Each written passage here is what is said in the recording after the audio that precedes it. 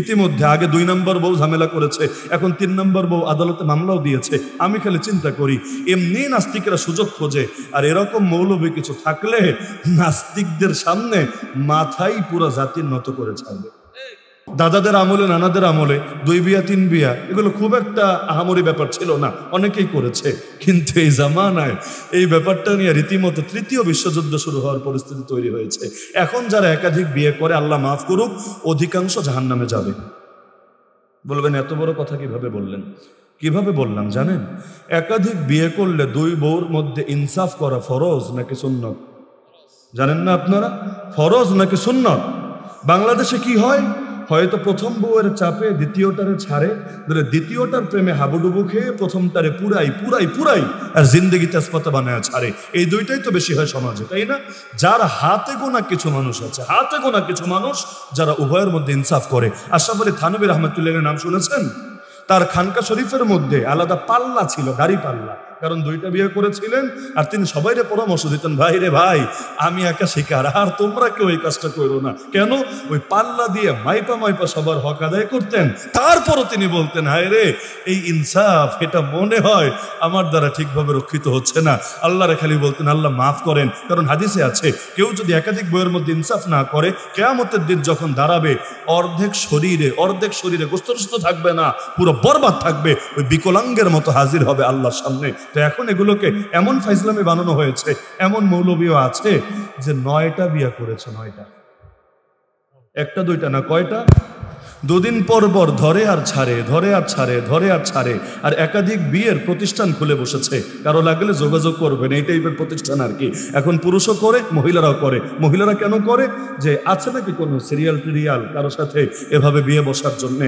এখন যদি দেখে না মেয়েটা ভালো, মেয়েটা সুন্দরী, অন্যের আর ভাগ দিবে কোন দুঃখে, নিজেই নিয়ে ঘর সংসার শুরু করে। এরপর 2 মাস 4 মাস 6 মাস 8 মাস 10 মাস চলে, এরপর আস্তে করে ওইটারে ছাইরা নতুন আর একটার পেছনে পড়ে।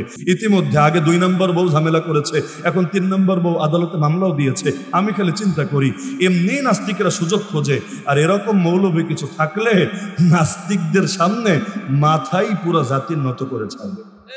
আল্লাহ বিয়েকে হালাল করেছেন, একটা পবিত্র ইবাদত, কিন্তু এটারে ফাইজলামের বিষয় আল্লাহ বানান নাই, এটাকে দায়িত্ববোধের বিষয় বানিয়েছেন। দায়িত্ব, এটাকে জাস্ট শারীরিক চাহিদা পূরণের বিষয় বানান নাই। তাহলে মাসে 3 দিনের রোজা, এই সুন্নতটা জিন্দা করা সম্ভব? যুবক ভাইরা সম্ভব কিভাবে?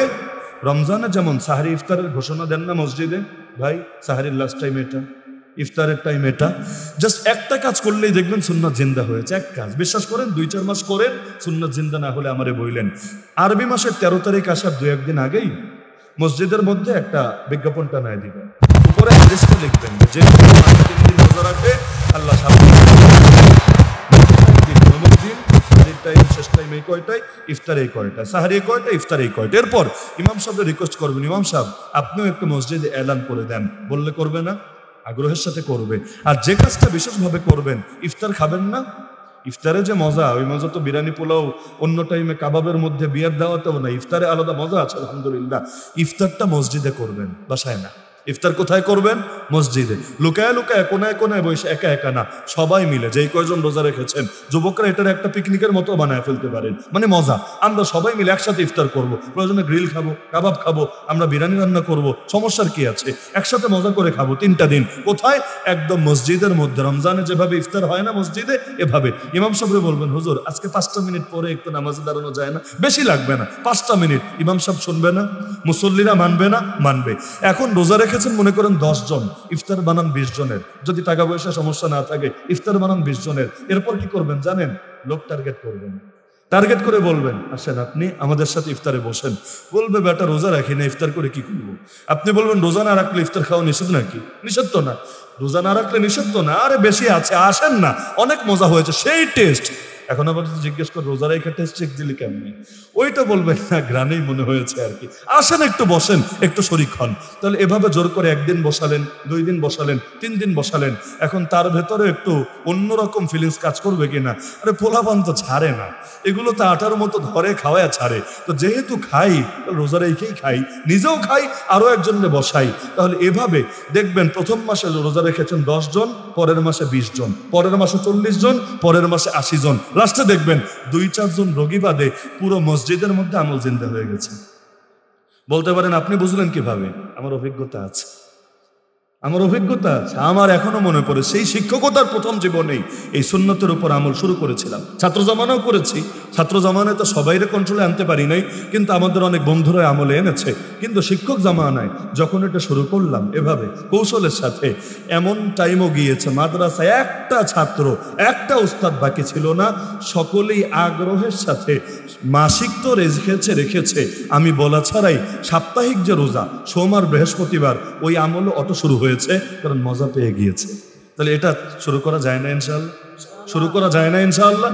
এই রোজার বরকত দেখবেন ইনশাআল্লাহ। রোজাকে নবী বলেছেন ঢাল, ঢাল ঢাল দিয়ে কি হয়? দুশ্মনের আঘাত থেকে রক্ষা পাওয়া যায়। তাহলে যার রোজা থাকে, নফস আর শয়তান যতই চাক তারে কোপাতে পারে না, তার হাতে ঢাল থাকে। তাহলে এই সুন্নাতটা আপনারা জিন্দা করে ফেলবেন ইনশাআল্লাহ। সর্বশেষ পরামর্শ যুবকদের উপরে, প্রত্যেকে এক একটা মেসওয়াক কিনে ফেলবেন। কেনার পয়সা না থাকলে গাছের ডাল ভেঙে মেসওয়াক শুরু করে দিবেন, গোপনে গোপনে না, মসজিদের ঘাটে এসে উজুখানে এসে প্রকাশ্যে মেসওয়াক করতে থাকবেন, যাতে আপনাদেরকে দেখে মুরব্বীরা উৎসাহিত হয়। সম্ভব না ইনশাআল্লাহ? আরে যুবক চাইলে বহুত কিছু পরিবর্তন হবে। যুবক যদি দাড়ি রাখে, আর আব্বা চিন্তা করবে, হায় রে আমার পোলাই দাড়ি রাখছে, এখন আমি যদি বাইরে ওর পাশে গিয়া দাঁড়াই, যে চেনে না সে তো আমারে উল্টো ওর ছোট ভাই মনে করবে।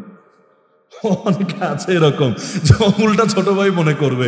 তখন কিন্তু নিজের প্রেস্টিজ, নিজের সম্মান বাঁচানোর জন্যই বলবে না আমিও দাঁড়িয়ে রেখে দিই আলহামদুলিল্লাহ। বাপরে বলা লাগবে না, দাওয়াত দেওয়া লাগবে না, আপনি ঠিক হলে দেখবেন অটোমেটিক ঠিক হয়ে গেছে আলহামদুলিল্লাহ। ভাইদের থেকে কয়েকটা আশা, আমি করতে পারি তো ইনশাআল্লাহ? পারি তো ইনশাআল্লাহ? আর একদম সর্বশেষ পয়েন্ট, সেটা হলো যুবকরা প্রতিদিন একটা টাইম একত্রিত হবে, যে কোনো টাইম, ফজরের পর হোক, মাগরিবের পর হোক, এশার পর হোক, বসে প্রথমে একটু তালিম করে নেবেন, সামান্য তালিম। যেই কিতাব ভালো লাগে, হাদিসের যে কোনো কিতাব, সেটা রিয়াজুস সালিহিনী হোক, সেটা মিশকাতি হোক, সেটা মারিফুল হাদিসই হোক, যেই কিতাব আপনার ভালো লাগে, মানি ওই শুধু ফাজাইল আমলের মুনতাখাব হাদিস এগুলোই হতে হবে জোরে, যেটা ভালো লাগে বসবেন, একটু তালিম করবেন, একটু পরামর্শ করবেন, ডেইলি একটু তালিম করবেন, একটু পরামর্শ করবেন, নবীর হাদিস শুনবেন। ডেইলি যদি শুনি জিন্দগিতে আমল বাড়বে নাকি আমল কমবে? তাহলে প্রতিদিন একটা টাইম আপনারা তালিম করবেন। আর পরামর্শ কি নিয়ে? পরামর্শ, দোস্ত কি করা যায় এলাকায়, একটু ভালো কাজ করি, চল একটা পাঠাগার বানাই, চল একটু অমুকরা নামাজের দাওয়াত দিই, চল অমুক অসুস্থ একটু দেখে আসি, একটু সেবা করি। এভাবে বিভিন্ন কাজ। আরে ওই এলাকায় বিপদ হয়েছে, নদী ভাঙন হয়েছে, অথবা একটা সমস্যা হয়েছে, চল আমরা একটু পয়সা পাতি উঠায়া একটু সাহায্য করি। এভাবে প্রতিদিন যদি পরামর্শ করেন, দেখবেন যারা কাজ করে মানুষ তাদেরকেই নেতা মানে, যারা খেদমত করে মানুষ তাদেরকেই নেতা মানে। এভাবে সামাজিক যদি কিছু কাজ করে দিতে পারেন, গোটা এলাকায় ইনশাআল্লাহ আপনাদের প্রতি মানুষের ভক্তি শ্রদ্ধা প্রতিষ্ঠা হয়ে যাবে। তখন পুরো এলাকায় যে কোনো দিন নেতৃত্ব আপনাদের কাছে চলে আসবে ইনশাআল্লাহ। এভাবে যুবকরা একটু যদি চান, এক এলাকা থেকে শুরু করেন না, দেখবেন একসময় পুরো বাংলাদেশে দ্বীনের বিপ্লব শুরু হয়ে গিয়েছে। এবং এমনটা চলতে থাকলে আগামীর বাংলাদেশ ইসলামের বাংলাদেশে পরিণত হবে। তাহলে কথাগুলো কি বেশি ফালতু মনে হলো? চাইলে অনেক গালগল্প শোনানো যেত, চাইলে বহুত তাত্ত্বিক আলোচনা করা যেত, কিন্তু আমার কাছে মনে হয়েছে এই এলাকার যুবকরা সম্ভাবনাময়। আপনারা বিশ্বাস করেন কিনা? এই এলাকার যুবকরা আসলেই সম্ভাবনাময়। আল্লাহ যদি কবুল করেন আর তারাও যদি চেষ্টা জারি রাখে, এদের হাত ধরে ব্যাপক পরিবর্তন আসবে ইনশাআল্লাহ। এমনি 2500 পরিবর্তন এসেছে, আগের দিন তো আর নাই, নাকি আছে? ব্যাপক পরিবর্তন এসেছে। 2500 তো আগে নাম শুনলেও অনেকে ডরাইতো। মাহফিলও যে হারে বেয়াদবি হতো। একটা নেতা ছিল না ফাজিল, নাম বলার দরকার নেই, বহুত বড় বড় হুজুরের সাথে মাহফিলে বেয়াদবি করেছে, এমন নজির নাই?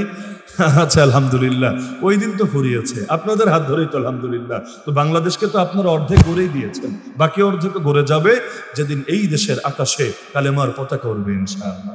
আল্লাহ সবাইকে তৌফিক দান করুন।